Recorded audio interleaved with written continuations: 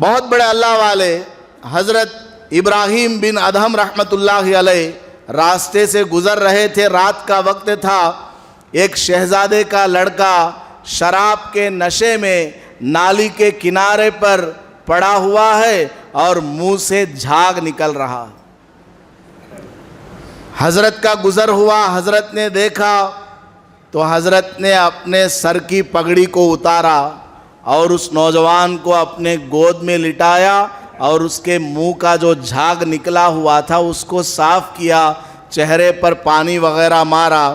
تھوڑی دیر میں اس نوجوان کو ہوش آیا تو دنگ ہو کر کے رہ گیا، اتنے بڑے فرشتے جیسے اللہ والے میرے سامنے ہیں، اور دیکھا کہ حضرت کے کپڑے کو اس کی منہ کی گندگی لگی ہوئی ہے۔ نوجوان نے کہا کہ حضرت آپ اتنے بڑے اللہ والے، مجھے تو پورے گاؤں والے گالیاں دیتے ہوئے یہاں سے گزرتے ہیں، آپ نے مجھے اپنے گود میں لٹا لیا، میرا چہرہ صاف کیا ہے، وہ بھی اپنی پگڑی سے آپ نے میرا چہرہ صاف کیا ہے، میں تو بہت برا آدمی ہوں۔ حضرت نے فرمایا میں راستے سے گزر رہا تھا، میں نے دیکھا میرے اللہ کا ایک بندہ پڑا ہوا ہے،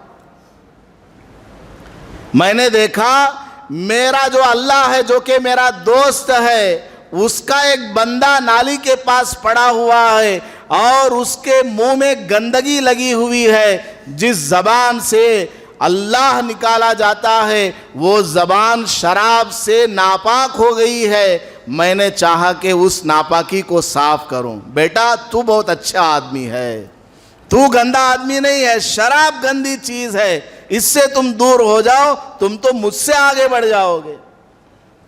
جب حضرت کی باتوں کو اس نوجوان نے سنا اسی وقت اس نے توبہ کر لیا، اس کے بعد میں کبھی شراب کو ہاتھ بھی نہیں لگایا۔ تو لوگوں کی اصلاح کرنے کا یہ طریقہ ہے، جو اجنبی ہوتے ہیں، نئے لوگ ہوتے ہیں۔ تو بہرحال اللہ پاک نے فرمایا ہے، اللہ کے رسول صلی اللہ علیہ وسلم نے فرمایا ہے اگر کسی برائی کو دیکھتے ہو ہاتھ سے روکو، ہاتھ سے نہیں روک سکتے زبان سے روکو، زبان سے نہیں روک سکتے تو کم از کم دل میں اس کام کو برا سمجھو، وَذَلِكَ أَضْعَفُ الْإِيمَانِ، فرمایا دل میں اس گناہ کو گناہ سمجھنا یہ ایمان کا لاسٹ درجہ ہے۔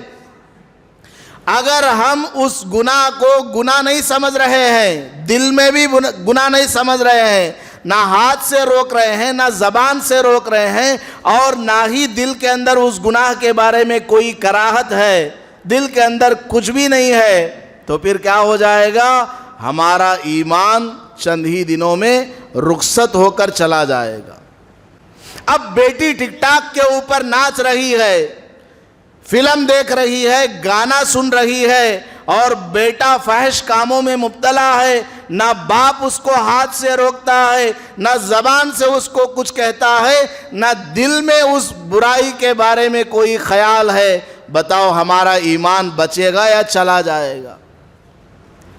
اللہ کے رسول علیہ الصلوۃ نے ارشاد فرمایا تم لوگ اپنے ملنے جلنے والے، ساتھ رہنے والے، گھر والے سب کو جتنا ہو سکے بھلائی کی طرف بلاتے رہو، برے کاموں سے روکتے رہو، ورنہ کیا ہو جائے گا؟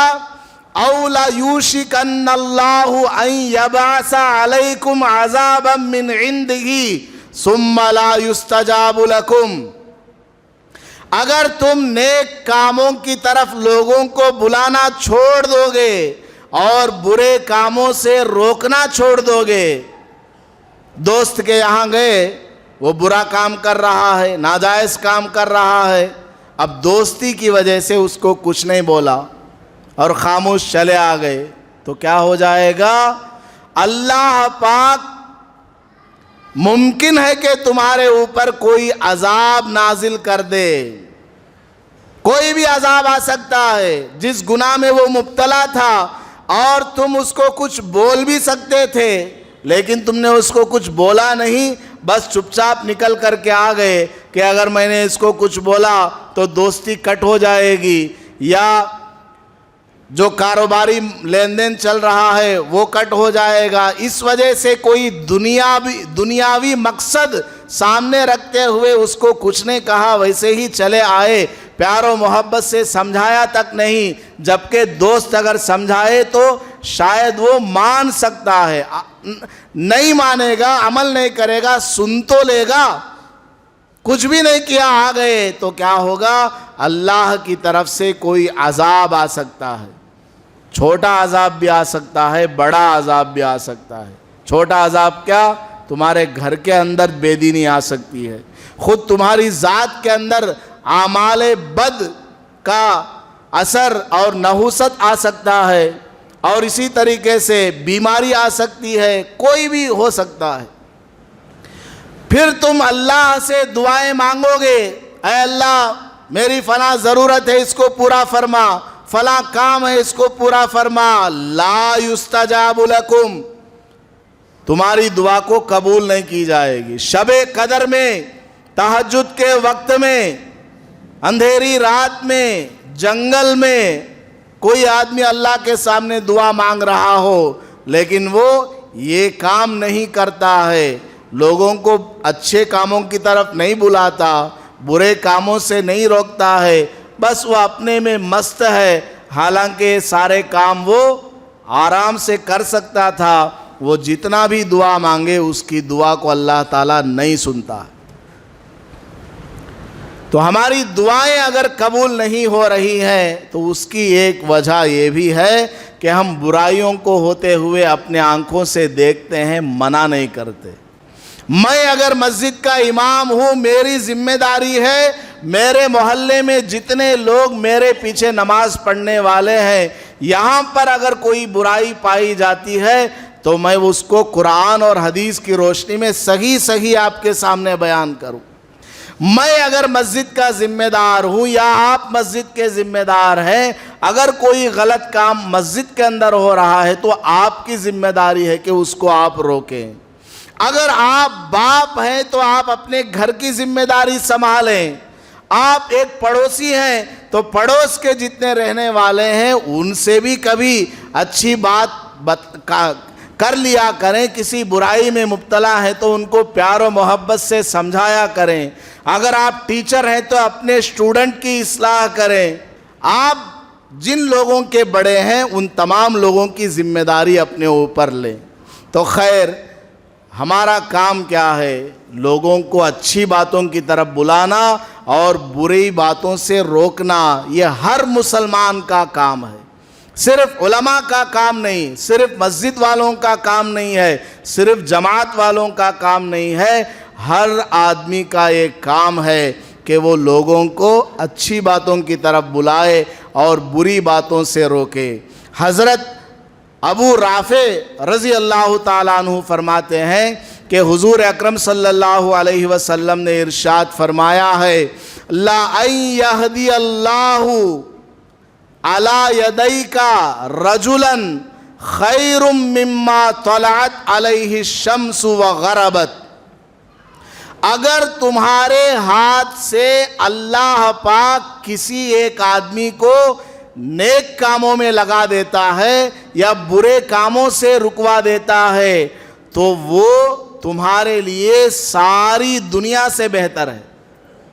اگر آپ نے ایک آدمی کو نصیحت کی نماز پڑھنے کے بارے میں, اس کو نہیں آتا بیچارے کو, آپ نے اس کو وضو کرنا سکھایا, غسل کرنا سکھایا, نماز پڑھنے کا طریقہ سکھایا, قرآن پڑھنا سکھایا, جتنا آپ جانتے ہیں آپ نے اس کو سکھایا. آپ کے کہنے پر, آپ کی فکر پر آپ نے راتوں میں اٹھ کر اس کے لیے دعا مانگی, اس پر اللہ نے سامنے والے کو ہدایت دے دی اور وہ نماز کو آنے لگا. حضور نے فرمایا خیر مما طلعت علیہ الشمس وغربت. سورج جس علاقے پر نکلتا ہے اور جس علاقے میں ڈوبتا ہے, یعنی ساری دنیا سے بھی بڑھ کر ہے, تم کو اتنا ثواب ملے گا. ساری دنیا سے بڑھ کر.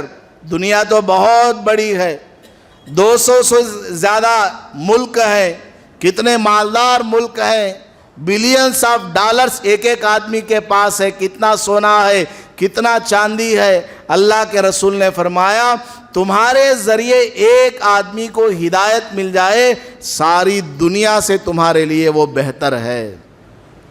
اس لیے ہمیں کیا کرنا ہے؟ لوگوں کو بھلائی کی طرف بلانا ہے. آپ نماز کو آ رہے ہیں، ساتھ میں دوسروں کو نماز کے لیے بلائیں. آپ کسی برائی کو دیکھتے ہیں، اس کو الگ سے سائڈ میں بلا کر کے پیار و محبت سے سمجھا کر کے اس کو اس برائی سے روکنے کی تلقین کریں. اگر آپ ذمہ دار ہیں تو آپ ہاتھ بھی چلا سکتے ہیں. آپ جیسے باپ ہے، ماں ہے، اپنی اولاد کو ڈانٹ ڈپٹ کر سکتے ہیں. تو خیر، ہم اگر اپنی ذمہ داری کو پورا کریں گے تو اللہ پاک ہماری دنیا کو بھی کامیاب بنائے گا، آخرت کو بھی کامیاب بنائے گا. ورنہ پھر مرنے کے بعد ہمیں جواب دینا بھاری پڑ جائے گا. اللہ پاک ہمیں عمل کرنے کی توفیق نصیب فرمائے. آمین. وآخر دعوانا ان الحمدللہ رب العالمین. ویڈیو کے نیچے سبسکرائب کے بٹن پہ کلک کریں، بیل کے آئیکن پہ کلک کیجئے تاکہ ہر نئی ویڈیو کی نوٹیفیکیشن آپ کو مل جائے.